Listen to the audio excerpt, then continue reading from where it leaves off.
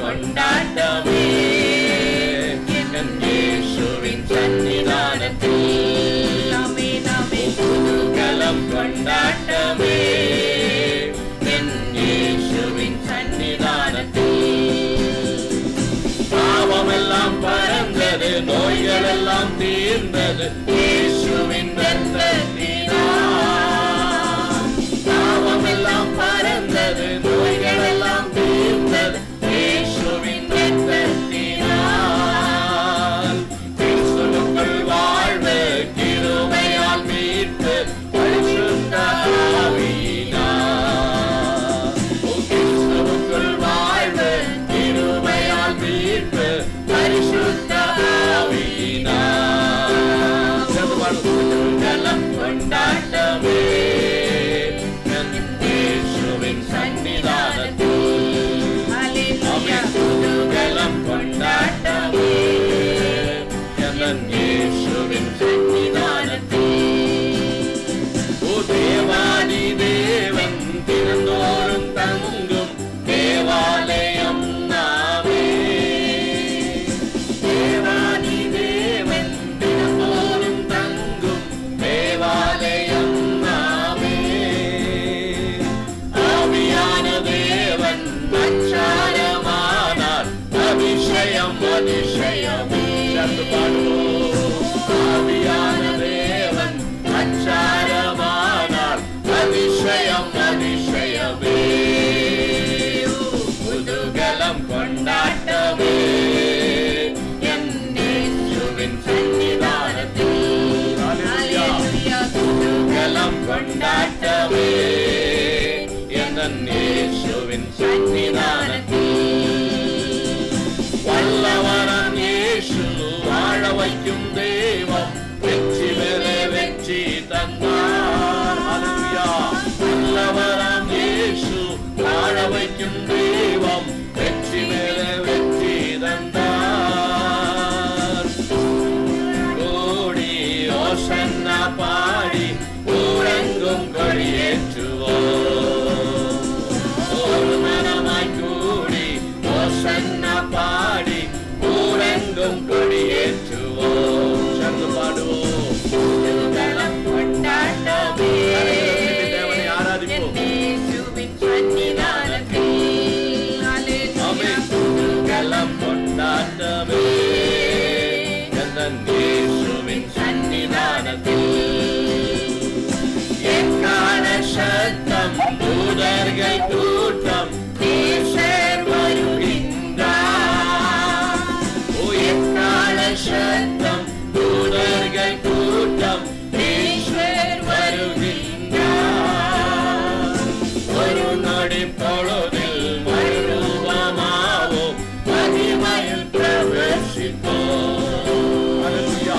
ஒரு நொடி பொழுதில் மறுரூபமாவோம், மகிமையில் பிரவேசிப்போம். குதூகலம் கொண்டாட்டமே என் இயேசுவின் சன்னிதானத்தில். சேர்ந்து பாடுவோம். குதூகலம் கொண்டாட்டமே என் இயேசுவின் சன்னிதானத்தில்.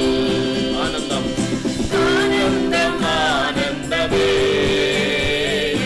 அன்பரின் திருப்பாதத்தில். ஹல்லேலூயா. ஆனந்தம் ஆனந்தமே அன்பரின் திருப்பாதத்தில். குதூகலம் குதூகலம் கொண்டாட்டமே என் இயேசுவின் சன்னிதானத்தில். குதூகலம் கொண்டாட்டமே என் இயேசுவின் சன்னிதானத்தில். ஆனந்தம் ஆனந்தமே என் நண்பரின் திருப்பாதத்தில். ஹல்லேலூயா. அன்பின் பரலோக பிதாவே, ஒரு முறையாக நம்முடைய கரங்களை ஒப்படைக்கிறோம். இந்த இரவிலையும் வசனத்தின் ஆழங்களை கற்றுக்கொள்ளும்படியாக எங்களுக்கு நல்ல ஒரு தருணத்தை தந்திரதற்காக நன்றி செலுத்துகிறோம். நம்முடைய சமூகத்தில் எங்களோடு சேர்ந்து வசனங்களை கற்றுக்கொள்ளக்கூடிய ஒவ்வொரு குடும்பங்களையும், ஒவ்வொரு பிள்ளைகளையும், ஒரு வாலிப பிள்ளைகளையும், பெரியோர்களையும், பெற்றோர்களையும், ஆண்டவரை குடும்பத்தினரையும், தம்பதிகளையும் ஆண்டவரை நாங்கள் ஆசீர்வதிக்கிறோம். தேவாதி தேவன் அவருடைய ஆண்டவரை ஞான கதவுகளை திறந்து வார்த்தைகளை கற்றுக்கொள்ளும்படியாக தேவன் அதை எதற்காக ஆண்டவரே ஸ்தோத்திரம் உருவாக்கி இருக்கிறீர், எதற்காக படைத்தீர் என்ற சத்தியத்தை தெரிந்து கொள்ளும்படியாக அவர்களுக்கு ஞானத்தை கொடுக்க முடியாது ஜெபிக்கிறோம். ஆண்டவரே தேவ சத்தத்தை கேட்கட்டும். ஆவியானவருக்கு மகிமை செலுத்துகிறோம். இயேசுவின் நாமத்திலே நாங்கள் ஜெபிக்கிறோம் நல்ல பிதாவே. ஆமென், ஆமென், ஹல்லேலூயா. ஆண்டவராகிய இயேசு கிறிஸ்துவின் நாமத்தில் உங்கள் அனைவரையும் நாங்கள் வரவேற்கிறோம், வாழ்த்துகிறோம்.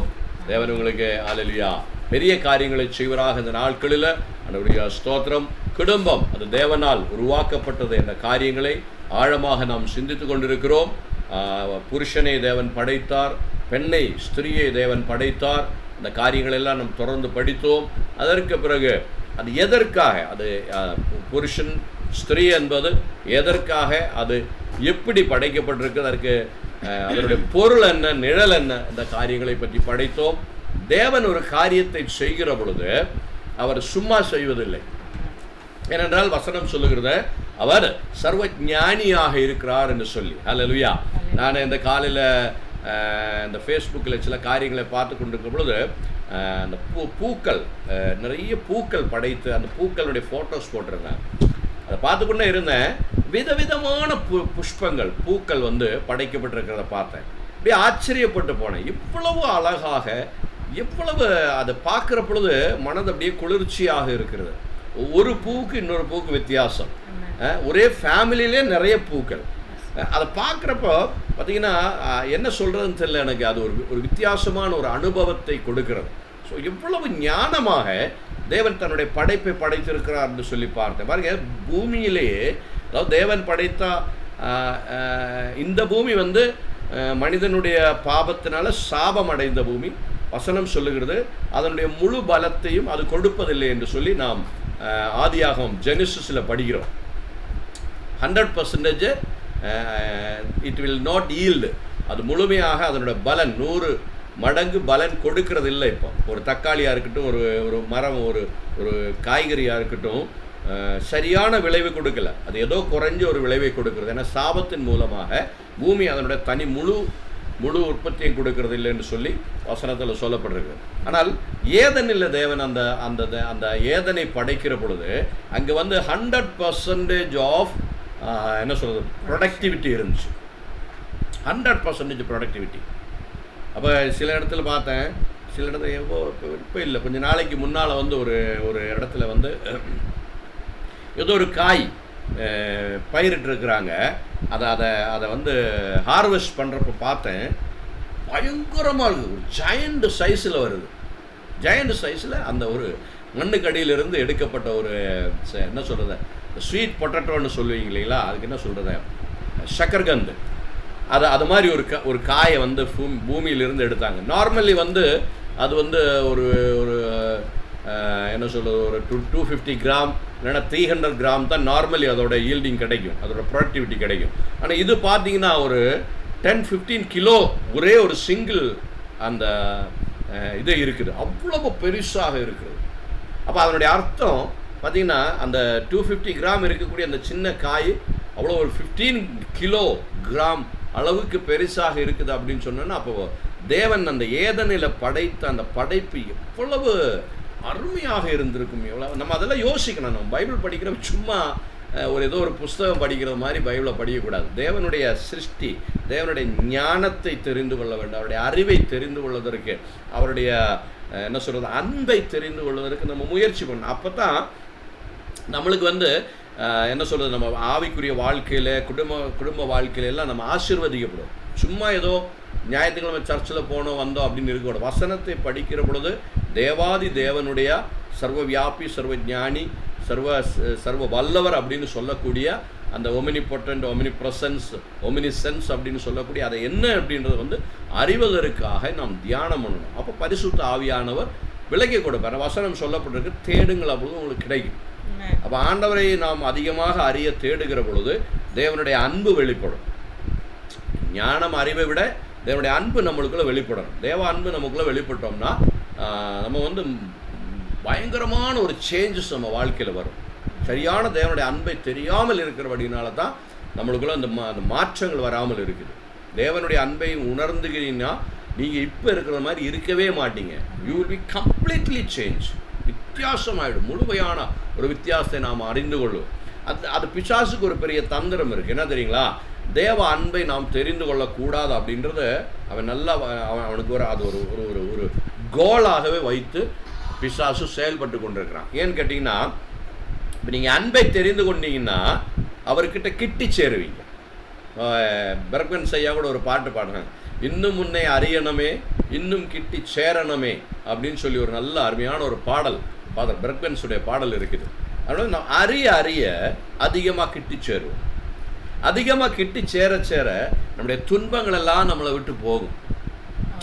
ஏன்? ஆண்டவரை சரியாக அறியாமல் இருக்கிறதுனால தான் நம்ம இந்த உலக பிரகாரமான துன்பங்களுக்குள்ள எப்போ பார்த்தாலும் நம்ம மனசு இந்த நெகட்டிவிட்டிக்குள்ளேயே இருக்கிறதுக்கு காரணம் என்ன அப்படின்னா, தேவனுடைய அன்பை சரியாமல் தெரிந்து கொள்ளாமல் இருக்கிறோம். அது தெரிந்து கொள்ளாமல் இருக்கும்படியாக பிசாசு காரியங்களை கொண்டு வரான்.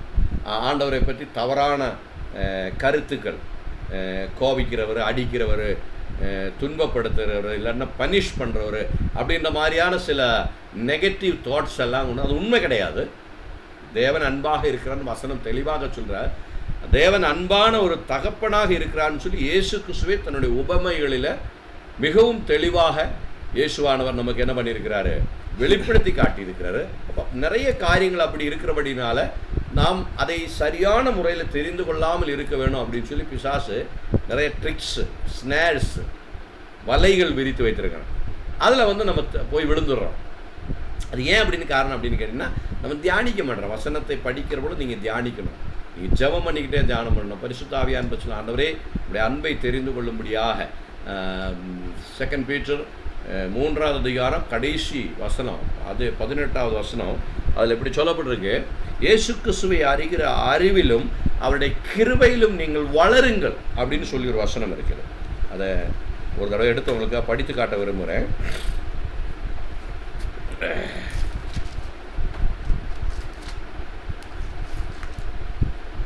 Second Peter chapter 3 last 18 verse 18. நம்முடைய கர்த்தரும் இரட்சகருமாய் இயேசு கிறிஸ்துவின் கிருபையிலும் அவரை அறிகிற அறிவிலும் வளருங்கள். அவருக்கு எப்பொழுதும் என்றைக்கும் மகிமை உண்டாவதாக. ஆமென். பாருங்க, அப்போ ஆண்டவருடைய கிருபையை அதிகமாக அறியணும். அவரை அறிகிற அறிவு, இயேசுவை அறிகிற அறிவு. இன்னும் நம்ம இயேசுவை பற்றி சரியாக அறியலை. அவர் எப்படிப்பட்டவர் அப்படின்றத சரியாக இந்த பூமியில் இருக்கிற மனிதர்கள் யாருமே தெரிந்து கொள்ள முடியலை. ஏன்னா அந்தளவுக்கு நம்ம அவரை அறிய முடியலை. அதுக்காக நம்ம முயற்சி பண்ணலை. முயற்சி பண்ணால் என்னை இன்னொரு வசனம் கூட இருக்குது பழைய ஏற்பாடில் ஒரு இடத்துல, என்னை தேடுகிறவர்கள் முன்னாலே நான் வெளிப்படுவேன் அப்படின்னு சொல்லி ஒரு வசனம் இருக்குது. அப்போ நாம் எந்த அளவுக்கு அவரை நேசிக்க ஆரம்பிக்கிறோமோ, அவரை தேட ஆரம்பிக்கிறோமோ, தாகமாக இருக்கிறோமோ ஆண்டவர் மேலே, அந்த அளவுக்கு அவர் வெளிப்படுவார். நம்ம தாகமாக இல்லைன்னா வெளிப்பட மாட்டோம். வசனத்தை படிக்கிறப்போ, நம்ம ஜெபிக்கிறப்போ, ஆண்டவரே உண்மை அதிகமாக அறியணும்ப்பா அப்படின்னு சொல்லி அந்த ஆவலோடு நம்ம ஜெபித்தோம் என்றால் நிச்சயமாக தேவ அன்பு நமக்குள்ளே அதிகரிக்க ஆரம்பிக்கும். ஆண்டவரை அறியக்கூடிய அறிவு நம்மளுக்கு கிடைக்க ஆரம்பிக்கும். உலகின் துன்பங்களெல்லாம் மறந்துடுவாங்க. நம்மளுக்கு முன்னால் இருக்கக்கூடிய என்ன சொல்கிறது, ஃபேமிலி ப்ராப்ளம்ஸ், ஃபினான்ஷியல் ப்ராப்ளம்ஸ், இல்லைன்னா என்ன சொல்கிறது, ஃபிசிக்கல் ப்ராப்ளம்ஸு, நோய் நொடிகள், இந்த மாதிரி காரியங்கள் மாதிரி அதெல்லாம் பிசாசு வைத்திருக்கக்கூடிய ஸ்னேர்ஸ், வலைகள். அது எதற்காக? அந்த ஸ்னேருக்குள்ளேயே பட்டுக்கிட்டு நம்ம என்ன பண்ணக்கூடாது, அப்படி அதுக்குள்ளே இருக்கணும். அப்போ தான் நம்ம ஆண்டவரை இந்த ஒரு செஸ் விளையாடுறது, செஸ் விளையாட்டை பார்த்திங்கன்னா, அந்த முன்னே ஒரு ஆள் எனக்கும் ஆப்போசிட்டாக இருக்கக்கூடிய ஒருத்தர் 2 பேரும் விளையாண்டுருக்கிறப்போ என்னுடைய எய்ம் என்ன அப்படின்னு கேட்டிங்கன்னா, உங்களுடைய ராஜாவை பிடிக்கணும். The game is over. அவருடைய எய்ம் என்னென்னா என்னுடைய ராஜாவை பிடிக்கணும். அப்போ அந்த கேம் இஸ் ஓவர். அதுக்கு தான் முயற்சி பண்ணுறோம். ஆனால் நம்ம அதுக்காக விளையாண்டுக்கிட்டு இருக்கிறப்போ டக்குன்னு ஒரு காலால் எடுத்து ஒரு சோல்ஜரை எடுத்து முன்னால் இந்த சைடில் வச்சு விடுவோம். ஸோ அந்த ராஜாவை பார்த்துக்கிட்டு இருக்கிற என்னோடய எய்ம் ஃபுல்லாக போயிடும். ஐயோ அந்த சோல்ஜர் போயிருமே அப்படின்னு நினச்சிட்டு ராஜா விட்டுருவேன். அப்போ டக்குன்னு என்ன பண்ணுவான், ஹார்ஸ் எடுத்து வச்சுருவாங்க, இல்லைன்னா பிஷப் எடுத்து வச்சுருவாங்க, என்னுடைய ராஜாவை கட் பண்ணிட்டு போயிடுவான். பார்த்தீங்களா? இதுதான் அந்த செஸ் விளையாடு. அதே மாதிரி தான் பிசாசு நம்மகிட்ட செஸ் விளையாண்டுக்கிட்டு இருக்கிறான். நாம் ஆண்டோடைய அன்பை அதிகமாக அறியணும் அப்படின்னு போயிட்டு இருக்கிறப்போ ஒரு ஃபினான்ஷியல் ப்ராப்ளத்தை கொண்டு வந்து போடுவான், இல்லைன்னா ஒரு ஃபிசிக்கல் ப்ராப்ளத்தை கொண்டு வந்து போடுவான், இல்லைன்னா இந்த உலக பிரகாரமான சிந்தனைகளை மனதில் கொண்டு வந்து, ஐயோ நாளைக்கு என்ன பண்ணுவோம், எதிர்காலத்தில் என்ன பண்ணுவேன், பிள்ளைகளுக்கான என்ன செய்ய முடியும், ஒரு வீடு இல்லையே, அதுக்கு என்ன, இப்படிப்பட்ட காரியங்களை இருதயத்துக்குள்ளே கொண்டு வந்து போட்டு நம்முடைய கான்சன்ட்ரேஷனை, தேவ அன்பில் பெருகக்கூடிய கான்சன்ட்ரேஷனை பிசாசுக்கு எடுத்துவிடும். அது ரொம்ப முக்கியமான ஒரு காரியம். அதை நாம் தெரிந்து கொள்ள வேண்டும். சரி, இப்போ போன வாரம் நம்ம படித்து முடித்தோம். என்ன சொன்னோம் அப்படின்னா, பெண்ணை பற்றி, புருஷனை ஆண்டவர் படைத்தார். அந்த புருஷனுக்கு 3 விதமான பதவிகள் இருந்தது, கட்டங்கள் இருந்தது. அது எப்படி படைக்கப்பட்டான் அப்படின்றத படித்தோம். அது 4 விதமான ப்ரொசஸ் வழியாக அந்த மனிதனை ஆண்டவர் படைத்தார் என்று படித்தோம். 3 கட்டங்கள், அதற்கு பிறகு படைப்பில் 4 விதமான ப்ரொசஸிங் இருந்துச்சு அப்படின்னு சொல்லி படித்தோம். அதுக்கு பிறகு ஸ்திரீ, பெண்ணை ஆண்டவர் படைத்தாள் என்று படித்தோம். பெண்ணுக்கு 3 விதமான பொசிஷன்ஸ் இருந்துச்சு அப்படின்னு சொல்லி படித்தோம். அதில் ஒன்று கன்னிகை, இன்னொன்று மணமகள், இன்னொன்று மனைவி. இந்த 3மே என்ன சொல்லுது, ஆவிக்குரிய காரியத்திற்கு ஒரு நிழலாக, தேவாதி தேவனுடைய அல்லது சபைக்கு அது ஒரு நிழலாக இருக்கிறது என்று சொல்லி நாம் போன வாரத்தில் படித்தோம். போன வாரத்தில் அப்படி தான் முடித்தோம். அந்த அந்த ஃபிசிக்கலாக இருக்கக்கூடிய நிழலாக இருக்கக்கூடிய ஸ்திரீ ஏவாளுக்கு 3 விதமான கட்டங்கள், 3 விதமான பொசிஷன்ஸ் இருந்துச்சு. அந்த பொசிஷன்ஸ் எப்படியெல்லாம் இருந்தது, அவள் எப்படி இருக்க வேண்டும் என்ற காரியங்களை பற்றி நாம் படித்தோம். இன்றைக்கி அந்த 3 காரியங்கள், அந்த ஸ்திரீக்கு இருக்கக்கூடிய அந்த 3 காரியங்கள் எப்படி தேவனுடைய சபைக்கு பொருந்துகிறது. அது பொருள், சபை என்பது பொருள், அதான் உண்மை, அதான் நிலை நிற்கக்கூடியது. உலகத்தில் பூமியில் மனிதனுடைய திருமண வாழ்க்கையோ இல்லைன்னா மனிதனோ நிலை நிற்கிறது இல்லை.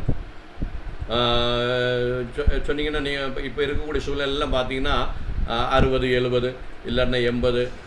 பைபிள் 120 வருஷம் உங்களுக்கு கேரண்டி கொடுக்கு இந்த பூமியில். இந்த சாபம் பட்ட பூமியிலேயே வேதம் உங்களுக்கு 120 இயர்ஸ்க்கு கேரண்டி இருக்குது. 120 வருடத்துடைய கேரண்டி பைபிள் கொடுக்கப்பட்டிருக்கு. சாபத்தில் இருக்கிற பூமியில் நீங்கள் முழு ஆரோக்கியத்தோடு 120 வருஷம் வாழலாம் அப்படின்னு சொல்லி வசனத்தில் சொல்லப்பட்டிருக்கு. ஆனால் மனிதனுடைய என்ன சொல்கிறத, பலவீனங்கள் படியினாலோ நோயின்படியினாலேயோ வேதத்தில் சொல்லப்பட்டிருக்கக்கூடிய காரியங்கள், சில சாபங்கள் இருக்கிறது, அதன்படியினாலேயோ ஆக்சிடென்ட்ஸ் மூலமாகவோ இந்த உலகத்திலிருந்து மனிதன் மாற்றப்பட்டு விடுகிறான். ஆனால் வேதம் 120 வருஷம் கேரண்டி கொடுக்கப்பட்டிருக்கு. சாபமான இந்த பூமியில், சாபத்துக்கு முன்னால் ஆயிரக்கணக்கான வருடங்கள், 969 வருடம் வரைக்கும் வாழ்ந்திருந்த மனிதர்களை குறித்து வேதத்தில் பார்க்கும். சாபம் பெற்ற பிறகு கூட 960 வருடங்கள் வரையும் பூமியில் வாழ்ந்திருந்தால் ஆதாமினுடைய சந்ததிகளை பற்றி வேதத்தில் ஜெனிசிஸ் ஆதியாகம புஸ்தகத்தில் நான் படிக்கிறோம். ஆனால் அதற்கு முன்னாக வயது கிடையாது. There is no age. இப்போ எத்தனை வருஷம் ஆதாம் பாவம் பண்ணுவதற்கு முன்னால் வாழ்ந்திருந்தார் என்று சொல்லி நம்மளுக்கு கணக்கு தெரியலை. ஏன்னா அங்கே ஏஜ் கிடையாது, டைம் கிடையாது. இந்த கிளாக், டைம், ஏஜ் இதெல்லாமே பூமியில் தான், பரலோகத்தில் இது கிடையாது.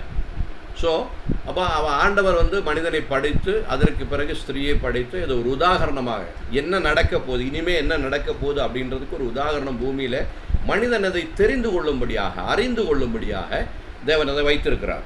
அதற்கு ஒரு வசனத்தை வேணால் நான் உங்களுக்கு படித்து காட்டுறேன். ரோமர் எழுதின நிருபம் 1வது அதிகாரம், அதனுடைய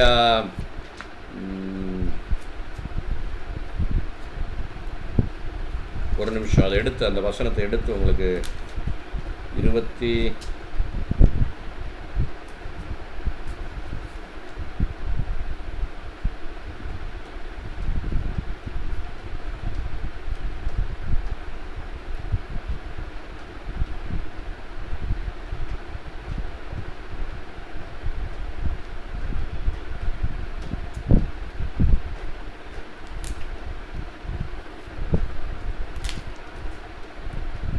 இதெல்லாம் திடீர்னு பரிசுத்த ஆவியானவர் ஞாபகப்படுத்தினால நான் அதை நோட் பண்ணி வைக்கல, அதனால தான் சிறிது தாமதமாகிறது, மன்னித்துக் கொள்ளுங்கள். ம்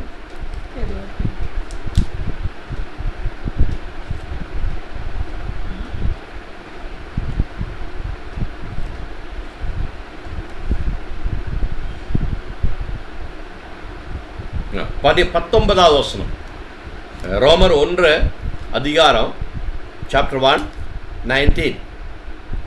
தேவனை குறித்து அறியப்படுத்துவது அவருக்குள்ளே வெளிப்படுத்தப்படுகிறது, தேவனே அதை அவர்களுக்கு வெளிப்படுத்தி இருக்கிறார் அப்படின்னு சொல்லி ஒரு வசனம் இங்கே இருக்குது.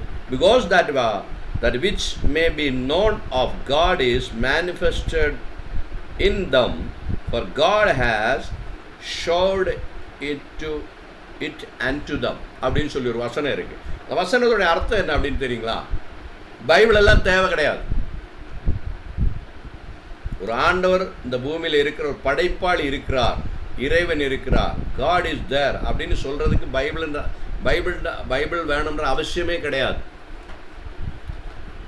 நீங்க இந்த சிருஷ்டியை பார்த்தீங்கன்னாலே ஒரு தேவன் இருக்கிறார், ஒரு படைப்பு செய்த ஒரு ஒரு சக்தி இருக்கிறது அப்படின்னு தெரிஞ்சுக்கலாம். அதைத்தான் அந்த வசனத்தில் சொல்லப்பட்டிருக்கு. தேவனை அறிகிற அறிவு அவர்களுக்குள்ளே வைக்கப்பட்டிருக்கு. நாம் இந்த பூமியை எதற்காக மனிதனுக்கு பூமியை படைத்து மனிதனை தேவன் இங்கே ஆக்கினார் எதுக்கு அப்படின்னு சொல்லி கேட்டிங்கன்னா, இந்த பூமியை பார்க்கிற பொழுது நீங்கள் தெரிந்து கொள்ள வேண்டும் ஒரு படைப்பாள் இதற்கு பின்னால் இருக்கிறாருன்னு சொல்லி. அப்போ பூமியில் இருக்கு, அதான் நான் முதல்ல சொன்னேன், இந்த பூக்களை எல்லாம் பார்க்கிற பொழுது, புஷ்பங்களை பார்க்கிற பொழுது எவ்வளோ பாருங்கள், நம்ம பிள்ளை ஒரு சின்ன பூவை ஒரு படத்தை ஏதோ வரைஞ்சான்னா எவ்வளோ அருமையாக இருக்கும் அது பார்க்குறதுக்கு. என்னுடைய பாப்பா, என்னுடைய மக போன வாரம் பேப்பர் கட்டிங் பண்ணி ஒரு கிளி பேர்டு நல்லா பண்ணான், நல்லா பேஸ்ட் பண்ணி எடுத்தான். இந்த சர்ச்சோடைய அதில் எல்லாம் போஸ்ட் பண்ணிடுது. அது பேப்பரை வந்து ஃபோல்டு பண்ணி பேப்பர் கிராஃப்ட் அதில் வந்து பேஸ்ட் பண்ணி ஒவ்வொரு கலர் பேப்பரை வந்து ரொம்ப அருமையாக இருந்துச்சு. பாருங்க, மனிதன் படைக்கக்கூடிய இந்த சின்ன சின்ன காரியங்களே அவ்வளோ அருமையாக இருக்கிற பொழுது தேவாதி தேவன் இந்த பூமியை எவ்வளவு மகிமையாக படைத்திருக்கிறார். நீங்கள் இந்த நேஷ்னல் ஜியோகிராஃபிக் சேனல் அந்த மாதிரி இந்த சேனல்களெல்லாம் நீங்கள் பார்க்கணும். எவ்வளவு அருமையாக இருக்குது தெரியுங்களா தேவனுடைய படைப்புகள். அப்படியே ரொம்ப மனம் கவரக்கூடிய படைப்புகள். அது எப்படி நம்ம வந்து சாபம் ஏற்ற இந்த பூமியில் இருக்கிறோம், அப்படி இருந்தும் அந்த படைப்புகளில் பாருங்க எவ்வளோ மகிமை வெளிப்படுது, எவ்வளவு அழகு வெளிப்படுது. அப்போ சாபம் இல்லாத ஒரு பூமியில் எவ்வளவு அருமையாக இருந்திருக்கும், எவ்வளோ பியூட்டிஃபுல்லாக இருந்திருக்கும் அந்த உலகம். யோசிச்சு பார்த்துருக்கீங்களா? அதன் மூலமாக தேவன் ஒரு ஒரு ஒரு சக்தி இருக்கிறது. தெர் வாஸ் அ காட் அப்படின்னு சொல்லி இயற்கையே ஒரு வேத புஸ்தகம். உண்மையிலே சொன்ன இயற்கை வந்து ஒரு புஸ்தகம், ஒரு வேத புஸ்தகம். அதை சரியாக நீங்கள் படிச்சீங்கன்னா you will reach the God. ஆண்டவர் சமூகத்தில் நீங்கள் போய் சேர்ந்துருவீங்க. அந்த உண்மையை நீங்கள் தெரிந்து கொண்டீர்களானாலே ஆண்டவர் சமூகத்தில் நீங்கள் என்ன பண்ணுவீங்க, சேர்ந்து கொள்வீங்க. ஓகே, நான் முன்னால் போகலாம். ஸோ நான் என்ன சொல்ல வரேன் அப்படின்னா, தேவன் அந்த ஸ்திரீயை படைத்தான். எதற்காக அந்த ஸ்திரீயை படைத்தான்? நம்ம படித்தோம், ஸ்திரீக்கு வந்து 3 விதமான பொசிஷன்ஸ் இருந்துச்சுன்னு சொல்லி படித்தோம். அது எதற்காக அந்த பொசிஷன்ஸ் தேவன் வந்து ஸ்திரீக்கு கொடுத்துருக்கான்? அது வந்து ஒரு நிழலாக இருக்கிறது. அதற்கு பொருள் என்ன அப்படின்றத இனிமேல் நம்ம படிக்க போகிற ஒவ்வொரு காரியம் ஒன்றொன்றாக நாம் படிக்க போகிறோம். இப்பொழுது அதாவது சபை ஒரு ஸ்திரீயாக ஒப்பிட்டு சொல்லப்பட்டிருக்கிறது. தேவாதி தேவனுடைய சபை நீங்களும் நானும், இயேசு கிறிஸ்துவால் ரட்சிக்கப்பட்ட நீங்களும் நானும், நாம் தான் சபை. நாம் தான் கர்த்தராகிய இயேசு கிறிஸ்துவனுடைய மணவாளனாகிய இயேசு கிறிஸ்துவனுடைய மணவாட்டி. அப்போ நீங்கள் வந்து இப்போ ஏவாளுக்கு ஒப்பாக இருக்கிறீர்கள். ஒரு சபை என்பது ஏவாளுக்கு ஒப்பாக இருக்கிறது. அதான் ஏவாளின் மூலமாக தேவன் அந்த ரகசியத்தை வெளிப்படுத்தி காட்டுகிறார். என்ன ரகசியம்? தேவ ரகசியம். அதை ஆண்டவர் வெளிப்படுத்தி காட்டுகிறார். என்ன வெளிப்படுத்தி காட்டுகிறார்? ஏவாளுக்கு எப்படி 3 விதமான பொசிஷன்ஸ் இருந்துச்சோ, கட்டங்கள் இருந்துச்சோ அவருடைய வாழ்க்கையில், சபைக்கும் அதே மாதிரி 3 விதமான பொசிஷன்ஸ் இருக்குது.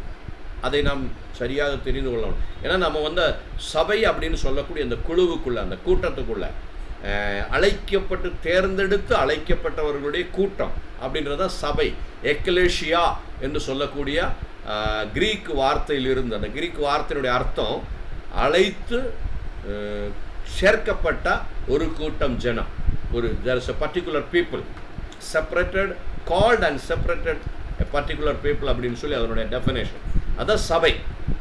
உலகத்திலிருந்து பரிசுத்த ஆவியானவரால் தேவனால் அழைக்கப்பட்டு அதிலிருந்து தேர்ந்தெடுக்கப்பட்டு. பாருங்க, அழைப்பு வேற, தேர்ந்தெடுப்பு வேற. அழைப்பு தேர்ந்தெடுப்புன்னா என்ன அர்த்தம்? நீங்கள் பார்த்தீங்கன்னா மிலிட்ரி இல்லைன்னா கவர்மெண்ட் ஜாப் இல்லைன்னா ஒரு ஜாபுக்கு நீங்கள் அப்ளை பண்ணிங்கன்னா ஒரு பப்ளிசிட்டி கொடுப்பாங்க இல்லைங்களா? அந்த பப்ளிசிட்டி என்னது? we need some ஸ்டாஃப்ஸ் அப்படின்னு சொல்லி ஒரு அட்வர்டைஸ்மெண்ட் கொடுப்பாங்க பேப்பரில்.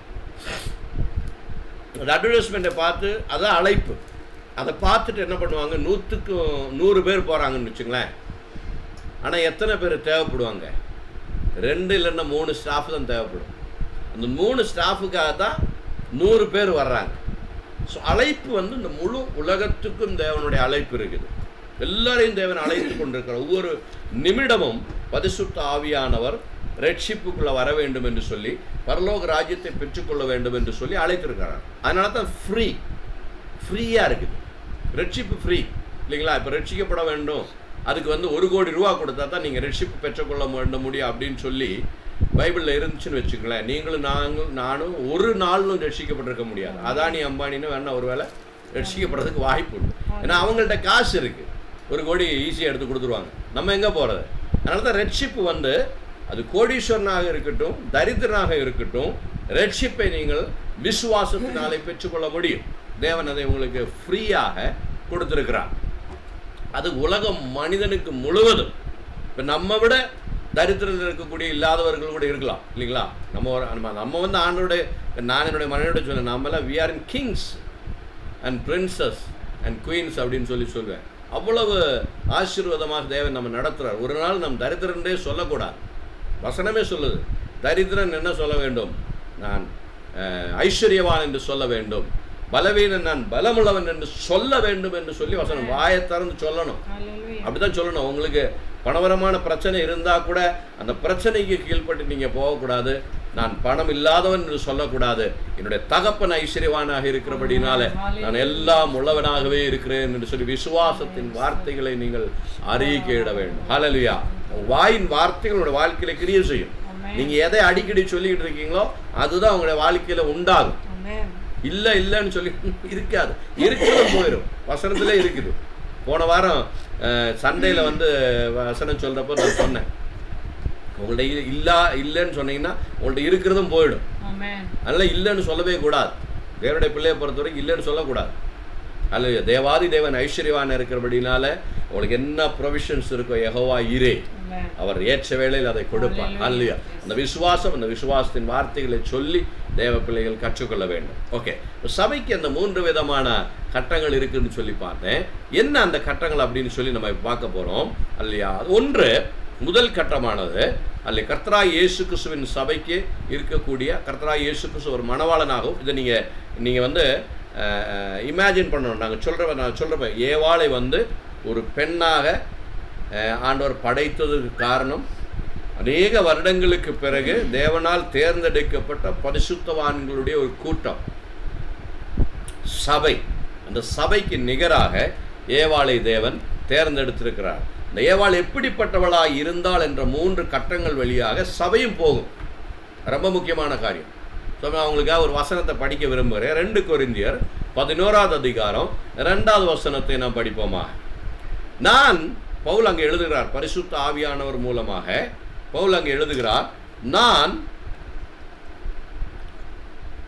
உங்களை, யார?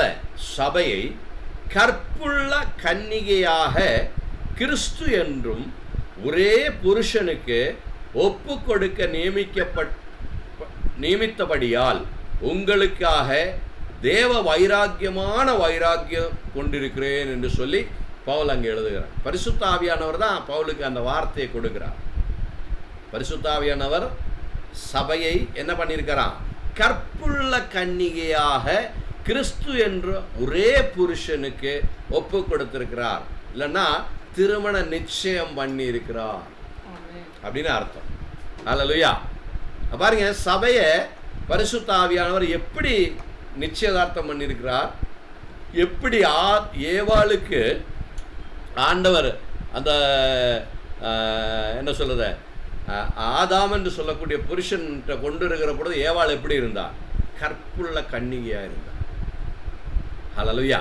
ஒரு தகப்பன், அல்லேலூயா, அவளை கொண்டு சேர்க்க மட்டும் தகப்பனிடத்தில் ஒரு பெண் கற்புள்ளவளாக இருப்பது போல சபை வானத்தில் எடுக்கப்படுவதற்கு வரைக்கும் ஹல்லேலூயா கன்னிகையாக இருக்க வேண்டும், கலங்கப்படாதவளாக இருக்க வேண்டும் அப்படின்னு அதனுடைய அர்த்தம். சபை என்பது பரிசுத்த வாழ்க்கை வாழக்கூடிய ஒரு குழு, ஒரு கூட்டம். பரிசுத்தவான்களுடைய கூட்டத்துக்கு தான் சபை என்று பெயர். ஹல்லேலூயா. வாழ்க்கையின் பரிசுத்தத்தை அல்ல தக்க வைத்து கொண்டவர்களை சேர்த்து கொள்வதற்காகத்தான் இயேசு கிறிஸ்து வருகிறார். அல்லேலூயா. நாம் தேவாதி தேவனுடைய பிள்ளைன்னு சொல்லிட்டு நம்ம இஷ்டத்துக்கு சுற்றி திரிகிறதோ, இல்லை நம்ம இஷ்டத்துக்கு போகிறதோ, தண்ணி அடிக்கிறது, இல்லை தம்பாக்கு திங்கிறது, இல்லை துஷ்ட காரியங்கள் செய்கிறது, இப்படியே இருந்துக்கிட்டு ஆனால் ஞாயிற்றுக்கிழமைனா சர்ச்சுக்கு போயிடுவோம். அவர்களெல்லாம் கூட்டிக் கொள்ள மாட்டார் ஆண்டவர். வாழ்க்கையில் பரிசுத்தத்தை கடைபிடிக்க வேண்டும். குடும்பத்துக்குள்ள பரிசுத்தத்தை கடைபிடிக்கணும். கணவன் மனைவிக்குள்ள அன்பை செலுத்த வேண்டும். பிள்ளைகளுக்கு அன்பை செலுத்த வேண்டும். நல்ல தகப்பனாக, நல்ல கணவனாக வாழ வேண்டும். நல்ல மனைவியாக வாழ வேண்டும். நல்ல பெற்றோர்களாக மாற வேண்டும். பிள்ளைகள் நல்ல பிள்ளைகளாக தாய் தகப்பனுக்கு அல்லேலூயா அன்பு செலுத்துகிறவர்கள், அவர்களுக்கு கீழ்ப்படிதவர்களாக இருக்க வேண்டும். அப்படி தேவனுடைய வார்த்தையில வைத்திருக்கக்கூடிய ரூல்ஸ் அண்ட் ரெகுலேஷன்ஸ் என்னென்ன இருக்குதோ அவைகளையெல்லாம் மேக்சிமம் கடைபிடிப்பதற்கு பரிசுத்த ஆவியானவருடைய அல்லையா அவருடைய வல்லமைக்குள்ள அவருடைய ஆலோசனைக்கு கீழ்ப்படிந்து நடக்கக்கூடிய ஒரு கூட்டம் ஜனம். அது கேத்தலிக் சர்ச்சில் இருக்கலாம், புராட்டஸ்டன்ட் சர்ச்சில் இருக்கலாம், பெந்தகோஸ்ட் சர்ச்சில் இருக்கலாம். சபைன்னு சொல்லக்கூடியது இப்போ டெல்லியில் இருக்கக்கூடிய அப்போஸ்தலிக் சர்ச், நாங்கள் நடத்தக்கூடிய அப்போஸ்தலிக் சர்ச்சாகவோ, இல்லை ஆந்திராவில் இருக்கக்கூடிய ஒரு குறிப்பிட்ட சர்ச்சாகவோ, இல்லை அமெரிக்காவில் இருக்கக்கூடிய ஒரு குறிப்பிட்ட சர்ச், அது கிடையாது சபை. உலகம் முழுவதும் இருக்கக்கூடிய இந்த 5 கான்டினென்ட்லையும் இருக்கக்கூடிய all denominations, Pentecost, Protestant, CNI, CSI, Catholics, எல்லா சபை, எல்லா டினாமினேஷனிலும் இருந்து தங்களுடைய வாழ்க்கையை பரிசுத்தமாக வைத்திருக்கக்கூடிய ஒரு பெரிய கூட்டம் ஜனம். அந்த ஜனங்கள் அதுதான் கன்னிகையான சபை என்று சொல்லக்கூடிய. இல்லை சபையில் இருக்கிற எல்லாருமே வானமேகத்தில் எடுத்துக்கொள்ளப்பட மாட்டோம். தேவனுடைய பயத்தில் பரிசுத்தமாக வாழ்க்கை வாழ்கிறவர்களை மட்டும்தான் பரிசுத்த ஆவியானவர் எடுத்து செல்லுவார். அது பரிசுத்த ஆவியானவர் தான் எடுத்து செல்றாரு. நம்ம போக முடியாது. இயேசு கிறிஸ்து நம்ம கொண்டு போக முடியாது. பிதாவாகிய தேவனும் நம்ம கொண்டு போக முடியாது. நம்மை கொண்டு போகிறவர் பரிசுத்த ஆவியானவர். அதனால தான் நிறைய இடத்துல பைபிளில் நீங்கள் பார்த்தீங்கன்னா பரிசுத்த ஆவியானவர் துக்கப்படுத்தக்கூடாது, பரிசுத்த ஆவியானவரை கெடுத்துடக்கூடாது. ஒரு லைட்டு மாதிரி, அவர் விளக்கு மாதிரி எரிந்து கொண்டிருக்க. பழைய ஏற்பாட்டில் சொல்லப்பட்டிருக்குது, அந்த அந்த ஆலயத்துக்குள்ள, தேவாலயத்துக்குள்ள தீபம், விளக்கு எப்பொழுதும் எரிந்து கொண்டிருக்க. ராத்திரியில் அது கிடக்கூடாது. ராத்திரிலையும் அந்த தீபம் எரிந்து கொண்டிருக்க வேண்டும், பகல்லையும் எரிந்து கொண்டிருக்க வேண்டும், எப்பொழுதும் அது எரிந்து கொண்டே இருக்க வேண்டும். அப்படின்னா பரிசுத்த ஆவியானவர் உங்களுக்குள்ள வாசம் பண்ணும்படியான ஒரு ஒரு சூழ்நிலையை நீங்கள் உருவாக்கி கொடுக்க வேண்டும். அதுக்கு தான் பரிசுத்த ஆவியானவர் ஒரு புறாவை போல வசனத்தில் சொல்லப்பட்டிருக்கு. புறா உங்கள் வீட்டில் கூடு கட்டுதுன்னு வச்சுங்களேன், ஒரு ஒரு நெஸ்ட்டு, ஒரு புறா கட்டுதுன்னா நீங்கள் அடிக்கடி போய் அந்த கம்பை எடுத்து அது ஒவ்வொரு கம்பாக கொண்டு வந்து வைக்கும், ஒரு சின்ன சின்ன குச்சியாக கொண்டு வந்து வைக்கும். நீங்கள் அதை க்ளீன் பண்ணிக்கிட்டே இருந்தீங்கன்னா 1 வாரம் 2 வாரம் வரைக்கும் அது முயற்சி பண்ணி பார்க்கும். அப்புறம் அந்த புறாவுக்கு தெரியும் இந்த இடத்துல கூடு வைக்க முடியாது, வீடை கட்ட முடியாது அப்படின்னா அது போயிடும். சேம் நாம் பரிசுத்த ஆவியானவரை நெக்லெக்ட் பண்ணிக்கிட்டே இருந்தீங்கன்னா ஆலோசனை கொடுத்து கொண்டே இருப்பார், நிறைய ஆலோசனை கொடுத்து கொண்டே இருப்பார். ஆனால் அதை ஒவ்வொரு தடவையும் அப்புறம் பார்த்துக்கலாம், சரி அப்புறமா பைபிள் படிச்சுக்கலாம், அப்புறமா ஜெபம் பண்ணிக்கலாம், சரி அப்புறம் பார்த்துக்கலாம், அடுத்த வாரம் சர்ச்சுக்கு, இப்படியே நம்ம அசால்ட்டாக இருந்துட்டோம்னா அவர் பேசுகிறத நிறுத்தி விடுவார். ஒரு வசனம் ஞாபகம் வருது, இதை எடுத்து கொடுக்கறதுக்கு நேரம் இல்லைன்னு யோபினுடைய புஸ்தகத்தில் எழுதப்பட்டிருக்குன்னு நினைக்கிறேன். தேவாதி தேவன் ஒரு மனிதன்கிட்ட எப்பொழுதும் தேவன் பேசிக்கொண்டே இருக்க மாட்டார், 2 தடவை தான் பேசுவார் அப்படின்னு சொல்லி பழைய ஏற்பாடில் பர்டிகுலராகவே எழுதப்பட்டிருக்கு. நாம் பழைய ஏற்பாடினுடைய விசுவாசிகள் கிடையாது, நம் புதிய ஏற்பாடின் விசுவாசிகள், நாம் சபை பழைய ஏற்பாடின் விசுவாசிகள், மணவாளனுடைய சிநேகிதர்கள் என்று சொல்லி வசனத்தில் சொல்லப்பட்டிருக்கு. அப்படின்னா ஆதாமிலிருந்து யோவான் ஸ்நாவன் வரைக்கும் இருக்கக்கூடிய பழைய ஏற்பாடின் பரிசுத்தவான்கள் எல்லாமே இயேசு கிறிஸ்துவின் சிநேகிதர்களாக வசனத்தில் வருகிறது. ஆனால் நாம் சிநேகிதர்கள் அல்ல, நாம் அவருடைய மணவாட்டி. ஹல்லேலூயா. சிநேகிதர்களுக்கு என்ன ஒரு ஸ்பெஷாலிட்டி? இப்போ உங்கள் வீட்டில் உங்கள் சிநேகிதர் யாராவது வர்றாங்க, உங்கள் தோஸ்த் யாராவது வர்றாங்க, அவங்க என்ன பண்ணுவாங்க? வந்தோடனே வாங்க பிரதர் அப்படின்னு சொன்னால் அவங்க உள்ளே வருவாங்க. அந்த ரெக்ரேஷன் ஹாலில் இல்லைன்னா அவங்களுடைய அந்த மெயின் ஹாலில் உட்கார வைப்பீங்க. அப்புறம் டீ கொடுப்பீங்க, காஃபி எதுவும் கொடுப்பீங்க, இல்லை சாப்பாடு கொடுப்பீங்க, டைனிங் ஹால் வரைக்கும் அவர் வருவார். ஆமென். அவ்வளோதான் அவருடைய என்ன சொல்ல லிமிட், அவ்வளோதான். அப்படியா? ஆனால் உங்கள் ஒய்ஃப் இப்போ வீட்டில் வேலை முடிச்சுட்டு வர்றாங்க, வீட்டில் அவங்க வந்தோடனே என்ன செய்வாங்க? வீட்டுக்குள்ளே நுழைவாங்க, டைனிங் ஹாலில் வந்து உட்காருவாங்க, இல்லைன்னா அவங்களோட ரெக்ரேஷன் ஹாலில் வந்து உட்காருவாங்க. அவ்வளோதானா? அவங்க உங்கள் பெட்ரூமுக்கு வருவாங்க, அவர் உங்களோடு உறவாடுவார், உங்களோடு அவங்க என்ன பண்ணுவாங்க? அதே பெட்டில் படுப்பாங்க. பார்த்தீங்களா? லிமிட் மாறுது பாருங்க. அதே மாதிரி பழைய ஏற்பாடின் பரிசுத்தவான்களுக்கு ஒரு லிமிட் ஆண்டவர் வச்சிருக்கிறார், அவ்வளோதான் அவங்க பிரவேசிக்க முடியும். ஆனால் புதிய ஏற்பாடின் பரிசுத்தவான்களாகிய நீங்களும் நானும், சபை அவரோடு அவரை போல, அதான் வசனம் சொல்லுது, போல் சொல்லுறார், நீங்கள் அவர் இருப்பதை போல பார்ப்பீர்கள், நீங்கள் அவரை போல மாறுவீர்கள். பாருங்க, இயேசுவை போல. என்னுடைய மனைவி என்னை அறிய அறிய அறிய அறிய என்னை போல ஆகிவிடுவார். ஆமென். அல்லேலூயா. அதே போலவே நாம் இயேசுவை அறிய அறிய அறிய இயேசுவினுடைய குணங்கள், குணாதிசயங்கள் நம்மளை வெளிப்பட ஆரம்பிக்கும். அல்லேலூயா. இயேசுடைய ஆப்ஷன்ஸில் இயேசு செய்ததை போல காரியங்களை செய்யும்படியாகத்தான் தேவன் நம்ம இங்கே ஆக்கி வைத்திருக்கிறார். அதாவது மனைவி என்ற பொசிஷன் வருகிற பொழுது அவளுக்கு அந்த வீட்டுக்குள்ள முழு இடத்துலையும், கணவனுக்கு எங்கெல்லாம் அதிகாரம் அந்த வீட்டுக்குள்ள இருக்கிறதோ அதே எல்லா இடத்துலையும் மனைவிக்கும் அதிகாரங்கள் இருக்கு. நான் அதற்கு முன்னாக அவள் எப்படி இருக்க வேண்டுமா? பரிசுத்தமுள்ளவளாக இருக்க வேண்டும். அதுக்கு நல்ல ஒரு உதாரணம் பைபிளில் இருக்கு. ஈசாக்குக்கு ரெபேக்கா என்று சொல்லக்கூடிய பெண்ணை பற்றி நாம் அந்த ஆதியாகம புஸ்தகத்தில் ஜெனிசிஸில் படிக்கிறோம். ஈசாக்குக்கு ரெபேக்கா என்று சொல்லி ஒரு நல்ல நிழலை நாம் அங்கே பார்க்குறோம். இந்த ரெபேக்காவை பற்றி என்ன சொல்லப்பட்டிருக்கிறது? ஒரு வசனம் படிப்போமாக. ஆதியாகமம் 24வது அதிகாரம் 16வது வசனம். ஆதியாகமம், புக் ஆஃப் ஜெனிசிஸ், சாப்டர் 24:16. பாருங்க, அது முழு நீங்கள் அந்த 24உடைய வசனங்களை முழுசாக நீங்கள் படிக்கணும். படித்தா தான் உங்களுக்கு அது சரியாக தெரியும். முழு சாப்டரையும் படித்தா தான் நான் சொல்லக்கூடிய தெரியும். அது பாருங்க, ரெபேக்கா மகா ரூபவதியும் புருஷனை அறியாத கன்னிகையுமாக இருந்தாள். அவள் துறவில் இறங்கி தன் குடத்தை நிரப்பிக்கொண்டு ஏறி வந்தாள். அந்த பெண் மிகவும் அழகாக இருந்தாள். ஒன்று, சபை அழகாக இருக்கணும். சபை தன்னுடைய கேரக்டர், தன்னுடைய மகிமை வெளிப்படுத்துவதாக இருக்கணும். அழகுன்னா அங்கே மகிமை வெளிப்படுத்துவதாக இருக்கணும்னு அர்த்தம். அல்லேலூயா. அது மட்டுமல்ல, ஆண்களால் தீண்டப்படாத ஒரு கன்னிகையாக இருந்தாள், புருஷனை அறியாதவளாக இருந்தாள். இந்த ரெண்டு காரியம் ரொம்ப முக்கியமானது. அதுதான் அவளுடைய மதிப்பு, கணம். அந்த ரெபேக்காள் என்று சொல்லக்கூடிய பெண்ணினுடைய கணம் என்ன அப்படின்னா, ரெண்டு குவாலிட்டி அவளுக்கு இருக்கு. ஒன்று, she should be very beautiful.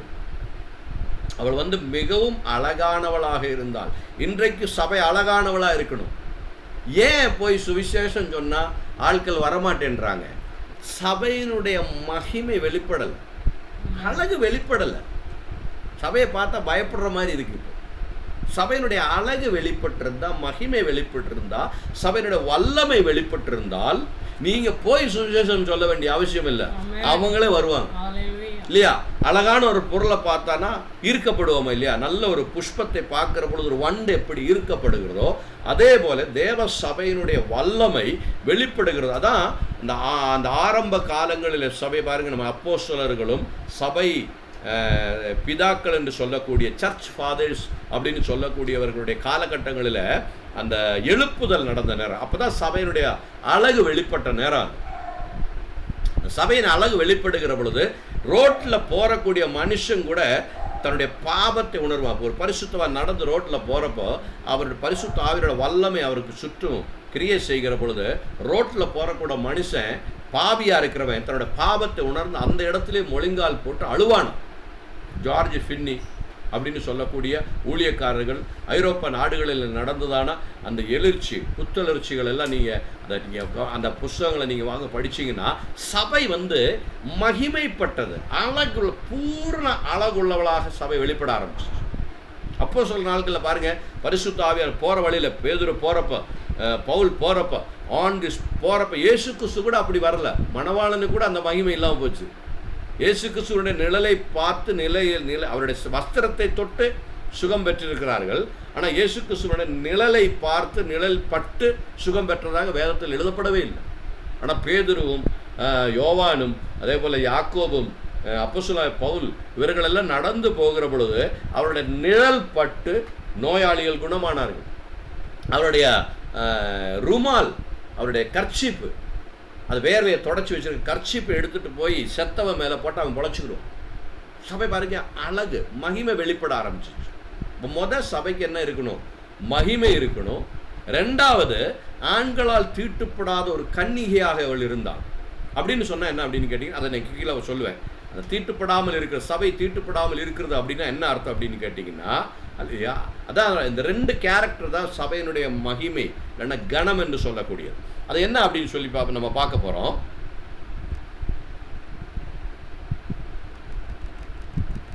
ரெபெக்காவினுடைய இல்லைன்னா ஈசாக்குக்காக திருமணத்திற்காக கொண்டு வரப்பட்ட ரெபெக்கா என்று சொல்லக்கூடிய அந்த பெண்ணுடைய மகிமை அப்படின்னு சொன்னா, அவள் அழகுள்ளவளாக இருந்தாள். ஒன்று, அவள் நல்ல ஒரு மேய்ப்பனாக, ஒரு ஆடு மேய்க்கக்கூடிய பெண்ணாக இருந்ததை பார்க்குறோம். இல்லைன்னா ஒரு நல்ல திறமையான ஒரு தொழிலாளி, நல்ல ஒரு வேலை செய்யக்கூடிய ஒரு தொழிலாளியாகவோ, இல்லை லாபான் என்று சொல்லக்கூடிய அந்த தேசத்தில் ஒரு பெரிய ஒரு அதிபதி அவர் லாபான். ரெபெக்காவுடைய தந்தை லாபானுடைய மகள் அப்படின்றதோ எல்லாம் கிடையாது.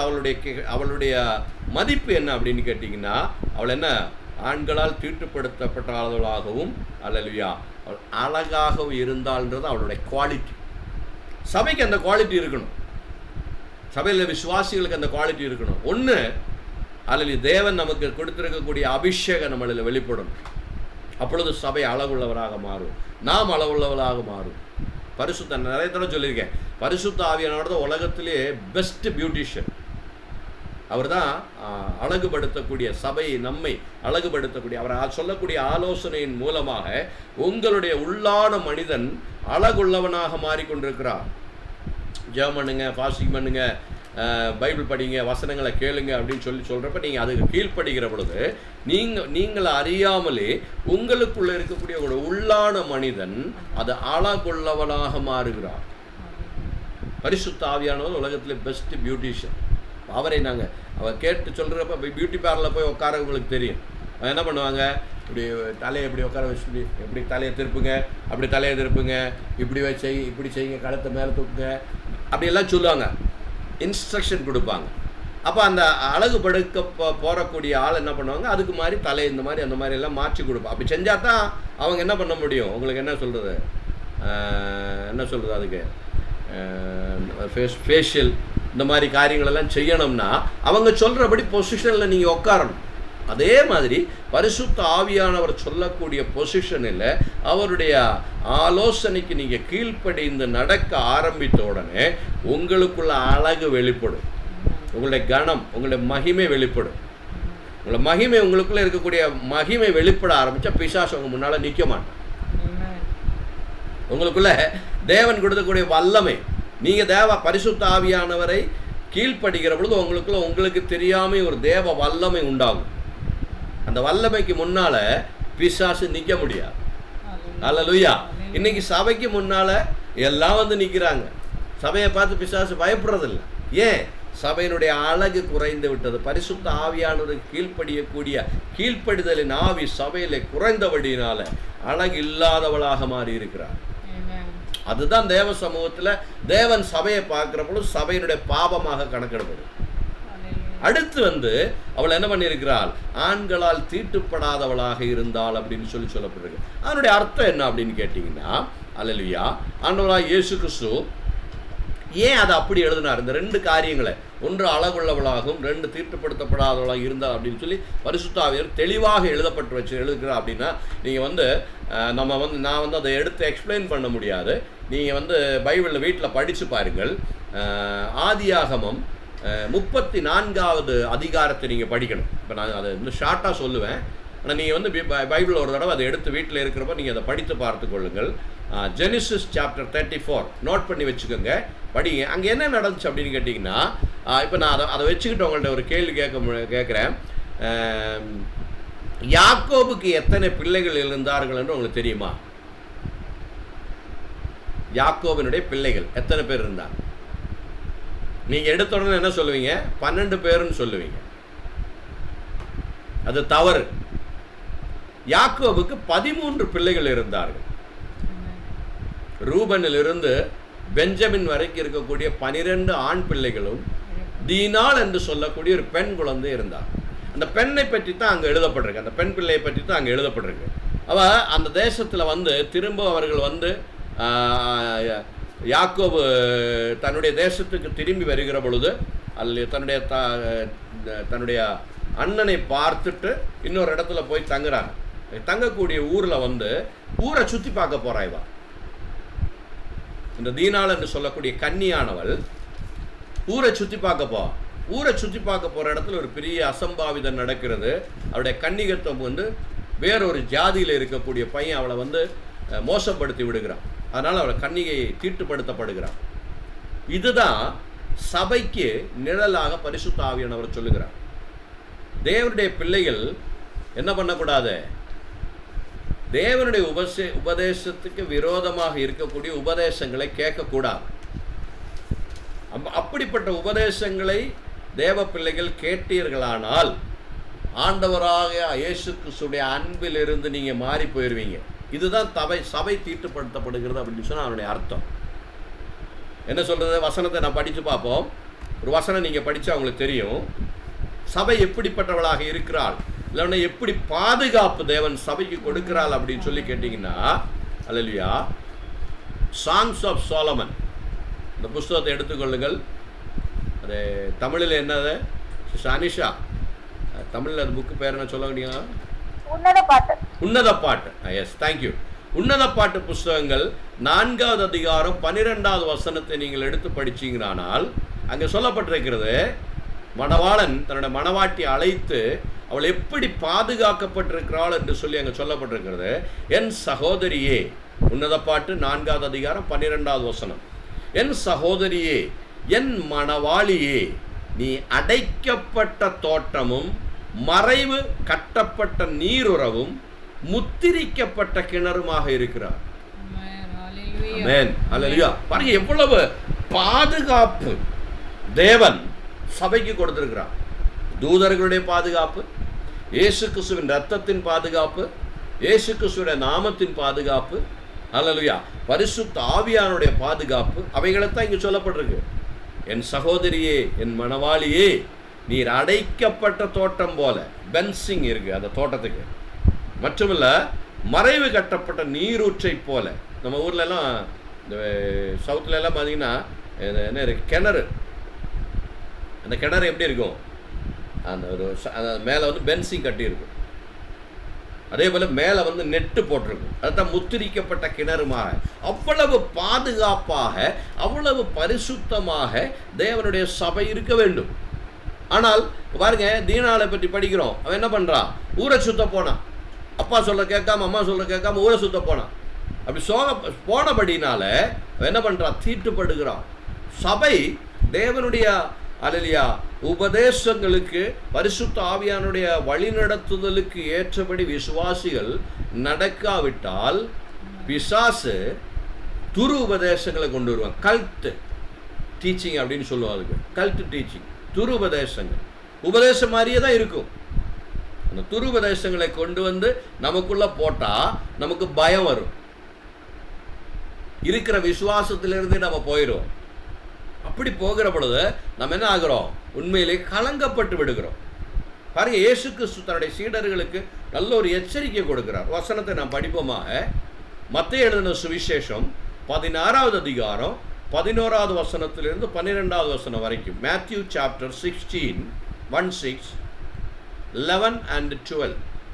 இந்த 2 வசனங்கள் ஆண்டவர் சொல்லுகிறார், பரிசேயர் சதுசேயர் என்பவர்களின் புளித்த மாவுக்கு எச்சரிக்கையாய் இருக்க வேண்டும் என்று நான் சொன்னது அப்பத்தை குறித்து சொல்லவில்லை என்று நீங்கள் உணராதது ஏன் அப்படி என்றார். அப்பொழுது அவர்கள் அப்பத்தின் புளித்த மாவை குறித்து எச்சரிக்கையாய் இருக்க வேண்டும் என்று சொல்லாமல் பரிசேயர் சதுசேயர் என்பவர்களின் உபதேசத்தை குறித்தே அப்படி சொன்னார் என்று அறிந்து கொண்டார்கள். பாருங்க, அப்ப இயேசு கிறிஸ்துவினுடைய காலங்களிலேயே இயேசு சொல்லக்கூடிய உபதேசங்களுக்கு விரோதமாக, ஆனா அதுவும் உபதேசம்தான், பாதி உபதேசம், ஆனா பாதி தவறு. அப்படிப்பட்ட ஒரு உபதேசங்கள் இன்னைக்கு பாருங்க. இந்த காலகட்டத்தில் நாம் இப்போ இருக்கக்கூடிய இந்த காலகட்டத்தில் பார்த்தீங்கன்னா எக்கச்சக்கமான ஊழியர்கள் என்று சொல்லி நிறைய பேர் வர்றாங்க. டெல்லியிலாம் பார்த்தீங்கன்னா போனதுக்கு முந்தின வாரம் ஒரு ஊழியக்காரர் என்னை கூப்பிட்டுட்டு ரொம்ப வருத்தப்பட்டு சொன்னார், பாஸ்டர் உங்களுக்கு தெரியுமா, டெல்லியிலேருந்து நிறைய ஊழியக்காரங்க அவங்க ஊருக்கு திரும்பி போயிட்டாங்க. நான் சொன்னேன் போகிறது நல்லதுதான் அப்படின்னு. போகிறது நல்லதான். பாருங்க, என்னையும் சேர்த்து சொல்கிறேன். நான் ஆண்டவர் அழைத்த ஊழியக்காரங்களை ஆண்டவர் பாதுகாத்து கொள்வார். ஆனால் ஆண்டவரை அழைத்து வந்த ஊழியக்காரங்கள் இருக்கிறாங்க. 2 ஊழியக்காரங்களுக்குள்ளே 2 குரூப் இருக்குது. ஒன்று, ஆண்டவர் தன்னுடைய வேலைக்கென்று அழைத்தவர்கள், த அனாயிண்டட் ஒன், தேவனால் அழைக்கப்பட்டவர்கள். 2வது, சூழ்நிலைகள் மூலமாக எல்லாம் வந்து கடைசியில் இது ஒரு பிஸ்னஸ் மாதிரி அவங்களுக்கு பற்றும். They are doing actually business. தேவனை அழைத்து வந்தவர்கள், தேவனால் அழைக்கப்பட்டவர்களும் தேவனை அழைத்து வந்தவர்களும். தேவனால் அழைக்கப்பட்டவர்களுக்கு தேவன் எல்லா விதமான பாதுகாப்பையும் கொடுப்பார். ஆமென். ஆண்டவர் ஏலியாட்ட சொன்னார், நீ என்ன பண்ண, எரித தோட்டில் போய் உக்காந்துக்கோ, உலகம் முழுவதும் பஞ்சமாக இருக்குது, தண்ணி எல்லாம் இல்லை, எங்கேயும் தண்ணி கிடையாது, ஆனால் கெரித தோட்டில் மட்டும் உனக்கு தண்ணி வந்துகிட்டே இருக்கும். ஆமென். உலகம் முழுவதும் பஞ்சம், யார்கிட்டையும் சாப்பாடு இல்லை, ஆனால் கெரித தோட்டில் உனக்கு சாப்பாடு கிடைக்கும். என் தேவனால் அழைக்கப்பட்டவன் அவன். அல்லேலூயா. ஆனால் தேவனை அழைத்து வரக்கூடியவர்களும் இருக்கிறாங்க. அதான் நான் இப்போ சொல்ல வரேன். இந்த காலகட்டத்தில் ரொம்ப நம்ம கவனிக்க வேண்டிய ஒரு காரியம், தேவனுடைய ஊழியத்தினுடைய அழைப்பு இல்லாமல் ஊழியத்தில் வந்த நிறைய பேர் இருக்கிறாங்க. Actually they are doing a business. அதன் மூலமாக நிறைய வருமானங்கள் அவர்களுக்கு வருகிறது. உபதேசங்கள் சொல்கிறாங்க, விசுவாசிகளை ஏமாற்றி நிறைய காரியங்கள் பண்ணுறாங்க. அதன் மூலமாக சபைகள் வளருகிறது. சபை என்று சொல்லக்கூடிய பில்டிங்ஸ் வளருது, டினாமினேஷன்ஸ் வளருது. இல்லைன்னா அவருடைய பேர் பெருமையை பற்றி கொள்வதற்காக என்ன பண்ணுறாங்க, பில்டிங்ஸ் பண்ணுறாங்க. பாருங்க, இப்போ இந்த காலத்துலலாம் பார்த்தீங்கன்னா சினிமா போஸ்டர், நம்ம ஊரில் இருக்கக்கூடிய சினிமாக்காரங்களுக்கு கூட அவ்வளவு கட் அவுட் இருக்காது, அவ்வளோ போஸ்டர் இருக்காது, ஃப்ளெக்ஸ் போர்ட்ஸ் இருக்காது. ஆனால் இவங்களுக்கு பார்த்தீங்கன்னா பயங்கரமான ஃப்ளெக்ஸ் போர்டு வச்சுருப்பாங்க. பப்ளிசிட்டி. ஆண்டவராக இயேசு கிறிஸ்து ஒரு இடத்துல பிரசங்கம் பண்ண போனார், ஏதாவது ஒரு இடத்துல ஃப்ளெக்ஸ் போர்டு இருந்துச்சுன்னா, அவருக்கு பப்ளிசிட்டி ஏதாவது இருந்துச்சுன்னா ஒன்றும் இல்லை. அப்புறம் அவரை பிரசங்கம் பண்ணுறப்ப எப்படி ஆட்கள் வந்தாங்க, பரிசுத்த ஆவியோட வல்லமை கிரியை செய்தது. அல்லேலூயா. தேவன் சபைக்கு கொடுத்திருக்கக்கூடிய அந்த மகிமை அது வெளியில் வருகிற பொழுது ஒரு பப்ளிசிட்டி வேணாங்க, ஒரு பப்ளிசிட்டி வேணாம், ஆத்துமாக்கள் வருவாங்க. அல்லேலூயா. இங்கே காதரின் குல்மான் என்று சொல்லக்கூடிய ஒரு சகோதரியை பற்றி நீங்கள் கேட்டிருப்பீங்கன்னு நினைக்கிறேன். காதரின் குல்மான்னு சொல்லுவாங்க. அவங்களுடைய மீட்டிங் நடக்கிறதுக்கு 3, 4, 5 மணி நேரத்துக்கு முன்னதாகவே இந்த சர்ச்சு திறக்க மாட்டாங்க. கரெக்டாக அவங்க வர நேரத்தில் அந்த கொயர், அந்த காதரின் குல்மான்னு சொல்லக்கூடிய சகோதரியுடைய கொயர் இருக்குது. அந்த கொயர் வந்து பாட்டு ஆரம்பிக்கிற நேரத்தில் தான் சர்ச்சு, அந்த ஹால் ஏதாவது அவங்க எடுத்துருக்கிற இடம் வந்து திறந்து விடுவாங்களாம். அதுக்கு முன்னால் திறக்க மாட்டாங்க. ஏன்னு கேட்டிங்கன்னா, இவர்கள் அந்த இடத்துல வந்து மீட்டிங் நடத்துகிறாங்க அப்படின்னு தெரிஞ்சுன்னா அநேக மணி நேரத்துக்கு முன்னதாக, 5 மணி நேரம் 6 மணி நேரத்துக்கு முன்னதாகவே ஆட்கள் வந்து நம்பிடுவாங்களாம் அந்த ஏரியாவை. அந்த ஹாலுக்குள்ளே உள்ளே வர அந்த ஹாலுடைய கெப்பாசிட்டியை விட அதிகமான ஆட்கள் வந்து நம்பிடுவாங்களாம். அவ்வளவு வல்லமை அந்த சகோதரருடைய ஊழியத்திலிருந்து வெளிப்பட்டு வந்துச்சு. அதுதான் சபைன்னு சொல்லக்கூடிய சபை. அப்படி இருக்கணும், அப்படி வல்லமை வெளிப்படக்கூடிய அழகுள்ளதாக சபை இருக்கணும். ஆனால் இந்த காலத்தில் எங்கே இருக்குது அப்படி? ஒரு இதுவும் கிடையாது. பிசாசு பயப்படவே மாட்டேங்கிறான். ஒரு அற்புதங்கள் நடக்கிறது ஒன்றும் நடக்கிறது இல்லை. அப்படியே பப்ளிசிட்டி, நல்லா ஆட்டம் பாட்டம் போட்டு இப்போ கிளப்பு மாதிரி, ஒரு நைட் கிளப்பு மாதிரியெல்லாம் சர்ச் ஆகி போச்சு. ட்ரம்ஸை போட்டு இந்த பக்கம் அடிக்கிறது, அந்த பக்கம் அடிக்கிறது, ஆடுறது, குதிக்கிறது, என்னென்னமோ பண்ணுறாங்க. ஆட்களை கவருவதற்காக அல்ல சத்தியத்திலிருந்து விலகி போவதற்காக பிசாசு நிறைய காரியங்களை செய்து கொண்டிருக்கிறான். நாம் தேவனுடைய பிள்ளைகளை உணர்ந்து கொள்ள வேண்டும். ஆராதனை செய்வது மோசம் என்றோ, இன்ஸ்ட்ருமெண்ட்ஸ் வாசிக்கிறது மோசம் என்றோ ஒன்றும் நான் சொல்லவில்லை. ஆனால் நீங்கள் ஆவியில் புரிந்து கொள்ள வேண்டும், பரிசுத்த ஆவியானவரால் அது வழிநடத்தப்படுகிறதா, பிசாசுடைய தந்திரத்துக்குள்ளதாக நடக்கிறதா அப்படின்னு சொல்லி. ஏன்னா அது கொஞ்ச நாள் அப்படிப்பட்ட காரியங்களுக்குள்ள இருந்தீங்கன்னா உங்களை அறியாமலே நீங்கள் விசுவாசத்திலிருந்து விலகி போய் விடுவீர்கள். அதான் பிசாசுடைய தந்திரம் சொல்றது. அதனால தான் இயேசு சொன்னாரு, பரிசேயர்களுடையும் சதுசேயர்களுடையும் புளித்த மாவு. அது என்னதான்? அது அவருடைய உபதேசம். அந்த உபதேசத்தை நீங்கள் என்ன சொல்லக்கூடாது? தெரிந்து கொள்ளக்கூடாது. அதை நீங்கள் புரிந்து கொள்ளக்கூடாது. இல்லைன்னா அந்த உபதேசங்களை நீங்கள் என்ன பண்ணக்கூடாது? ஏற்றுக்கொள்ளக்கூடாது. அந்த உபதேசங்களை நீங்கள் ஏற்றுக்கொள்வதனால உங்களுக்கு என்ன ஆகும் அப்படின்னு சொல்லி கேட்டிங்கன்னா, அதன் மூலமாக நீங்கள் தீட்டுப்படுவீர்கள். உங்களை இயேசு கிறிஸ்துவினுடைய உண்மையான அன்பிலிருந்து அவருடைய சத்தியத்திலிருந்து நீங்கள் விலகி விடுவீர்கள். உங்களுக்கு பயம் வரும், அவிசுவாசம் வரும். கடைசியில் நீங்கள் ஆண்டவரை விட்டு விலகிடுவீங்க. அடுத்து இன்னொரு வசனத்தை கூட நீங்கள் படித்து பார்த்தா தெரியும். பவுல் சொல்லுகிறார், 1 கொரிந்தியர் 5வது அதிகாரம் 6-7 வசனங்களை படிங்க. 1 Corinthians chapter 5, 6 and 7. நீங்கள் மேன்மை பாராட்டுகிறது நல்லதல்ல.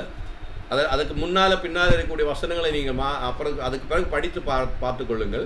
நேரம் இல்லாதபடியில் ஒரு வசனங்களை சொல்லி போகிறேன். கொஞ்சம் புளித்த மாவானது என்னது? பிசைந்த மாவை முழுவதும் புளிக்கும் என்று அறியீர்களா? பார்த்தீங்களா? இவ்வளோ அருமையாக பரிசுத்த ஆவியானவர் வெளிப்படுத்துகிறார். கொஞ்சம் பாருங்க, நம்ம வீட்டில எல்லாம் இந்த ஆப்பம் அந்த மாதிரி எல்லாம் செய்யறதுக்கு என்ன பண்ணுவாங்க? ஈஸ்ட் போடுவாங்க. அதான் புளி. அந்த ஈஸ்ட் போட்டாச்சுன்னா கொஞ்சோண்டு ஈஸ்ட் தான் போடுவீங்க. பட் என்ன ஆகும்? நீங்கள் கரைச்சி வச்ச முழு மாவும் புளிச்சிடும். அதுதான் இங்கே அவர் சொல்கிறார், ஒரு நல்ல ஒரு உவமையாக சொல்லுகிறார். அல்லையா? கொஞ்சம் புளித்த மாவானது பிசைந்த மா முழுவதையும் புளிப்பிக்கும் என்று அறிகிறீர்களா? அப்போ ஒரு துருபதேசமானது, ஒரு கல்ட் டீச்சிங் உங்களை அறியாமலே உங்கள் இருதயத்துக்குள்ளே நுழைஞ்சிச்சுன்னா, உங்களுக்குள்ளே இருக்கக்கூடிய தேவனுடைய அன்பில் இருந்தும் தேவனுடைய விசுவாசத்தில் இருந்தும் சிறிது எப்படி அந்த புளி அப்படியே அதை ஸ்ப்ரெட் ஆகுதோ, அந்த மாவு முழுவதும் புளிச்சு அல்லையா அது மாறி விடுகிறதோ, அதே போல நீங்கள் அறியாமலே தேவனுடைய அன்பில் இருந்து பரிசுத்தத்தில் இருந்து அல்லையா நீங்கள் வெளியில் வந்து விடுவீங்க. அது பிசாசுடைய தந்திரம். அடுத்து 7வது வசனம், ஆகையால் நீங்கள் புளிப்பில்லாதவர்களாக இருக்கும்படியே புதிதாக பிசைந்த மாவாக இருக்கும்படிக்கும் பழைய புளித்த மாவை புறம்பே கழித்து போடுங்கள். அந்த உபதேசங்களை நீங்க முழுசா விட்டுறணும். அதுக்குள்ள நீங்க அந்த விசுவாசத்துக்குள்ள இருந்தீங்கன்னா உங்களுடைய வாழ்க்கை போயிடும். ஆண்டவராக இயேசு கிறிஸ்து வருகிறவர்கள் நீங்க எடுத்துக்கொள்ள மாட்டீங்க. பேரளவில் கிறிஸ்தவனா இருந்து விடுவீங்க. அதனால் நம்முடைய பஸ்காவாகிய கிறிஸ்து நமக்காக பலி எடுக்கப்பட்டிருக்கு. இது வேறொரு விதத்தில் எக்ஸ்பிளைன் பண்ணி உங்களுக்கு சொல்லணும், அப்போ தான் அது புரியும்.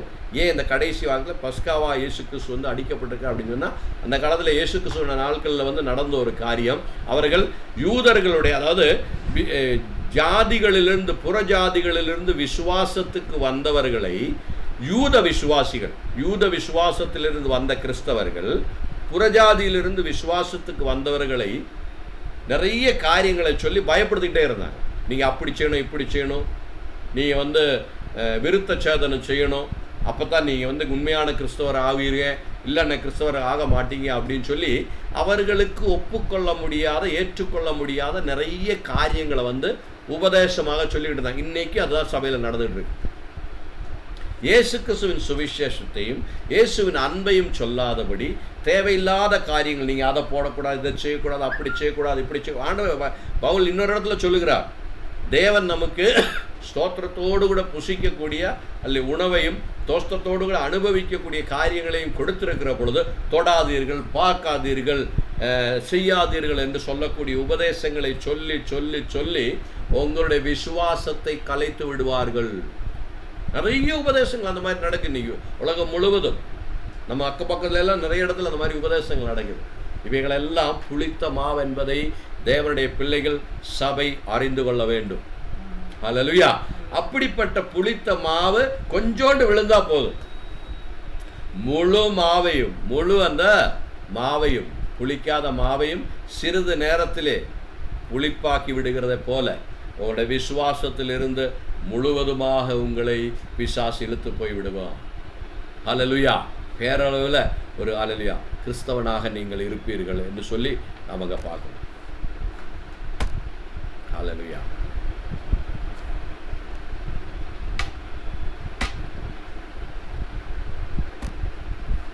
Price the lord. ஹல்லேலூயா. இப்போ நாம் கற்றுக்கொண்ட என்ன அப்படின்னா, கன்னிகை ஆன ஏவாள். கன்னிகையான ஏவாள் அவள் எப்படி இருந்தால் அது சபைக்கு நிகராக எப்படி பார்க்கப்படுறது? ஒன்று, அவள் அழகுள்ளவளாக இருந்தால் சபைக்கு மகிமை வெளிப்படணும். ஒவ்வொரு விசுவாசியிலையும் பரிசுத்த ஆவியானோட வல்லமை வெளிப்படணும். தலைவலி வந்துச்சு, காய்ச்சல் வந்துச்சு, ஒரு வீட்டில் போய் உடம்ப சுகம் இல்லாமல் இருக்கிறாங்க அப்படின்னு சொன்னோன்னே இங்கேருந்து ஃபோனு பண்ணி பாஸ்டரை கூடு, பாஸ்டர் நாங்கள் ஒரு வீட்டுக்கு போனோமா, அந்த வீட்டில் வந்து உடம்பு சுகம் நாங்கள் சிஸ்டர் இருக்காங்க, ஜெபம் பண்ணுறீங்களா? ஏங்க பாஸ்டர் ஜெபம் பண்ணோம், நீங்கள் ஜெபம் பண்ணா விடுதலை கிடைக்காதா? ஏன் உங்களுக்கு ஆண்டவர் அந்த அபிஷேகத்தை கொடுக்கலையா? நீங்கள் ஜெபம் பண்ணுங்க விசுவாசத்தோட, ஆண்டவர் அற்புதத்தை செய்வார். பாஸ்டர் ஏன் கூப்பிடுறீங்க? உங்களுக்குள்ளே அந்த அபிஷேகம் ஆண்டவர் கொடுத்துருக்கிறார். ஊழியத்தில் வித்தியாசம் இருக்குது, அபிஷேகத்தில் வித்தியாசம் கிடையாது. அல்லேலூயா.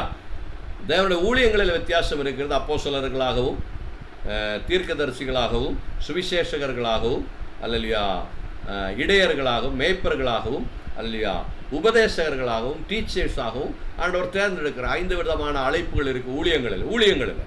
ஆனால் விசுவாசிகளாக எடுக்கப்பட்டிருக்கிற சபையில் வந்து அதிகாரம் அபிஷேகம் உங்கள் மேலும் என் மேலும் ஒரே மாதிரி அதில் கொடுக்கப்பட்டிருக்கு. நீங்கள் போய் ஜெபிக்கிறப்ப விடுதலை நடக்கும். உங்கள் மூலமாக, நீங்களும் சபைதான், நானும் சபைதான், உங்கள் மூலமாகவும் என் மூலமாகவும் சபையினுடைய அழகு வெளிப்படணும். அல்லேலூயா. அது மட்டுமல்ல, துருபதேசங்கள் கேட்டு தேவனுடைய அன்பிலிருந்து விலகாதபடி தீட்டுப்படாதவர்களாக நாம் இருக்க வேண்டும். அதுதான் சபை கன்னிகையாக இருக்கு என்று சொல்லக்கூடிய பாயிண்ட். ஏவாள் ஒரு கன்னிகையாக எப்படி இருந்தாலோ அதே போல சபை தன்னுடைய கன்னிகத்துக்குள்ள திரும்பி வர வேண்டும். உபதேசங்களை விட்டு அல்லையா தனக்கு ஆண்டவர் கொடுத்திருக்கக்கூடிய வல்லமையை வெளிப்படுத்தி அழகுள்ள சபையாக இந்த கடைசி காலத்தில் நடக்கும். கடந்த நாட்களில் ஊழியக்காரங்கள் நாங்கள்லாம் சில நேரம் பேசி கொண்டிருந்த போல சொன்னாங்க, இந்த 10 வருடத்துக்குள்ளாக 2020 2030 சபை தன்னுடைய வல்லமையோடு வெளிப்பட போகிறது. Alleluia. Praise the lord. Corona இதெல்லாம் போயிடும், நீங்கள் அதை பற்றி கவலைப்படாதீங்க. இதெல்லாம் ஆண்டவர் ஒரு நிமிஷத்தில் ஒரு நொடிப்பொழுதில் எடுத்து போடுவார். பெரிய அற்புதத்தை ஆண்டவர் செய்வார். அல்லேலூயா. இரவில் கண்களை மூடுவோம், நாம் ஜெபிப்போமா. அல்லேலூயா.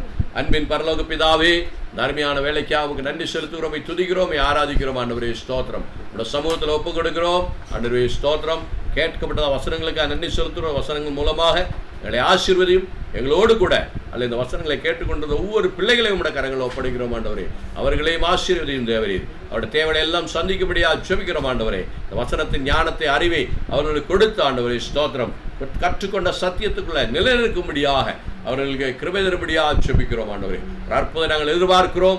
நாளுக்குள்ள சபை அதனுடைய ஆண்டவரே அழகுள்ள சபையாக ஆண்டவரே ஸ்தோத்திரம். தீட்டுப்படாத ஒரு சபையாக துருபதேசங்களை கேட்டு தங்களுடைய விசுவாசத்திலிருந்து குறைந்து போகாதவர்களாக இருக்கும்படி தேவாதி தேவன் கிரியை செய்யும்படியாக உதவி செய்யும்படியாக ஜெபிக்கிறோம் ஆண்டவரே. எங்களை கேட்டுக்கொண்டிருந்த ஒவ்வொரு பிள்ளைகளையும் பிதா குமாரன் பரிசுத்த ஆவியின் நாமத்திலே நாங்கள் அல்லேலூயா ஆசீர்வதிக்கிறோம் ஆண்டவரே. ஒரு ஆசீர்வாதமாகவே மாற்றும். தேவசத்தமாக இருந்தால் அடுத்த வாரம் தொடர்ந்து ஆண்டவரை இன்னும் ஆண்டவர் 2 பொசிஷன்ஸ் சபைக்கு இருக்கு. மணவாட்டியாகவும் மனைவியாகவும் ரெபெக்காள் மாறினால் அது எப்படி சபைக்கு இருக்கிறது என்று சொல்லக்கூடிய காரியங்களையும் நாங்கள் தொடர்ந்து கற்றுக்கொள்ள விரும்புகிறோம். எங்களை ஆசீர்வதியும் பலப்படுத்துவீராக. அல்லேலூயா. இந்த ஒரு வாரம் முழுவதும் பரிசுத்த ஆவியானவருடைய வல்லமையில நிரம்பி வழியா அல்லேலூயா நடத்தப்பட ஆண்டவரே வெற்றி முரசு கொட்டக்கூடிய ஒரு வாழ்க்கை, கிறிஸ்தவ வாழ்க்கை வாழ எங்களை கிருபை தரும்படியாக ஜெபிக்கிறோம். கரங்களை ஒப்படைக்கிறோம். இயேசு கிறிஸ்துவின் நாமத்திலே நாங்கள் ஜெபிக்கிறோம் நல்ல பிதாவே. ஆமென், ஆமென், ஆமென். அல்லேலூயா. என் ஆத்துமாவே கர்த்தரை ஸ்தோத்திரி, என் முழு உள்ளமே பரிசுத்த நாம ஸ்தோத்திரி. என் ஆத்துமாவே கர்த்தரை ஸ்தோத்திரி, கர்த்தர் சகல உபகாரங்களை மறவாதே. ஆமென், ஆமென். God bless you. ஆண்டவர்களை ஆசீர்வதிப்பாராக. தொடர்ந்து ஜெபியுங்கள். அல்லையா ஞாயிற்றுக்கிழமை காலையில் 10 மணிக்கு ஆராதனை இருக்கிறது. கலந்து கொள்ள முடிந்தவரை கலந்து கொள்ளுங்கள். தேவன் உங்களை ஆசீர்வதிப்பாராக. God bless you.